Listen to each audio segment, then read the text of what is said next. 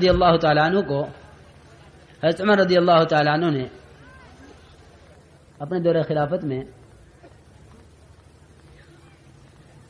کسی تقاضے پر بھیجا.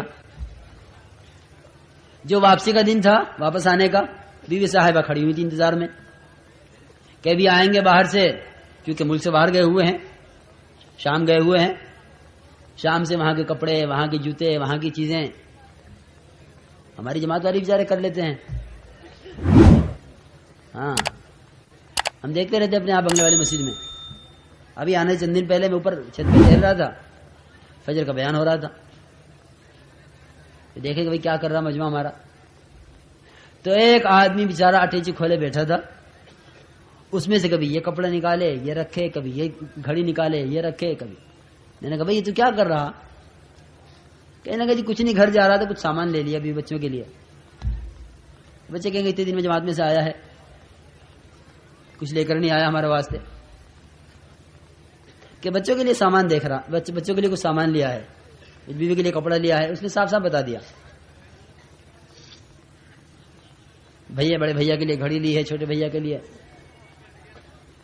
روتے پھرتے ہیں کہ جی 500 روپے تو میں نے جماعت میں لگانے تھے، 2000 روپے لے کر آیا تھا، 1500 روپے چوری ہو گئے. کیوں ہو گئے؟ کیونکہ 1500 روپے چوری اس لیے ہو گئے کہ اس کام کے لیے جو ہے لایا ہی نہیں تھا، جس کام کے لیے نکلا ہے تو. جس کام کے لیے جو ہے لایا تھا اس کام میں چلے گئے.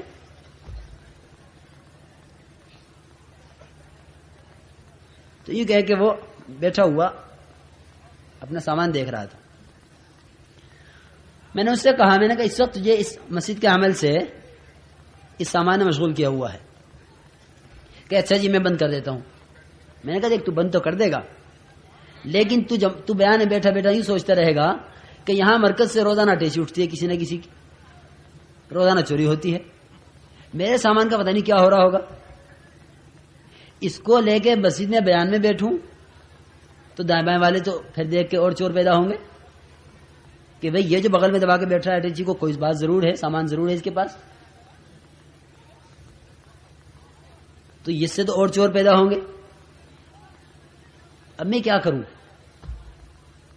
میں نے اس سے کہا، میں نے کہا تم یہ سامان یہاں چھوڑ کے جاؤ گے تو وہاں بیٹھے بیٹھے سوچو گے کہ میرے سامان کا کیا ہو رہا ہوگا. تو بہرحال عام طور سے جماعتیں ہماری چلتے چلتے کہیں نہ کہیں سے امیر صاحب سے آنکھ بچا کے کام کر لیتی ہیں کہ چلو یہ کر لو. امیر صاحب سے پوچھ لیا، امیر صاحب پیشاب کر آؤ. اب خدا جانے پیشاب بازار میں ہوگا یا کہاں ہوگا. ہنسنے کی بات نہیں میرے دوستوں، پابند ہونے کی بات ہے، پابند ہونے کی. پتہ نہیں کہاں کرے گا پیشاب. تو عرض یہ کر رہا تھا کہ معاذ بن جبل رضی اللہ تعالیٰ عنہ کو بھیجا کے تقاضے پر جب واپسی کا دن ہوا تو بیوی دروازے پر کھڑی ہوئی تھی انتظار میں کہ اب واپس آئیں گے. جب واپس آئے تو بیوی نے کہا کہ خالی ہاتھ چلے آ رہے ہو، وہ تحفے، وہ تحائف، وہ ہدایہ، وہ گفٹ جو باہر سے آنے والے کہاں ہیں؟ وہ جیسے خالی ہاتھ گئے تھے ایسے خالی ہاتھ چلے آئے. ہمارے لیے بھی تو کچھ لے کر آتے. حضرت معاذ بن جبل رضی اللہ تعالیٰ نے فرمایا کہ میں ضرور تیرے لیے لے کر آتا کچھ، لیکن امیر المؤمنین عمر بن الخطاب رضی اللہ تعالیٰ عنہ نے مجھ پر ایک نگراں مسلط کر دیا تھا. مجھ پر کیا کر دیا تھا بھائی؟ نگرانی کرنے والا مجھ پر مسلط کر دیا تھا. میں اس کی نگرانی کی وجہ سے تو تیرے لیے کچھ مجھے موقع نہیں ملا لینے کا. کوئی موقع 1 منٹ کا ایسا نہیں ملا جس میں آنکھ چھپا کے اسے اور تیرے لیے چیز لے لیتا.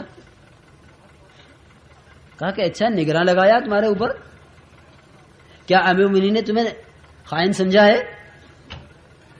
عورت تھی بڑی تیز ان کی بیوی، اور وہ سیدھی حضرت عمر بن خطاب رضی اللہ عنہ کے پاس پہنچ گئی اور جا کے کہا امیر المؤمنین معاذ بن جبل میرے شوہر وہ جاتے رہے جناب رسول اللہ صلی اللہ علیہ وسلم کے زمانے میں ہر تقاضے پر، آپ نے کبھی نگراں نہیں لگایا، ہمیشہ ان پر اعتماد کیا ہے اور امین سمجھا ہے. اور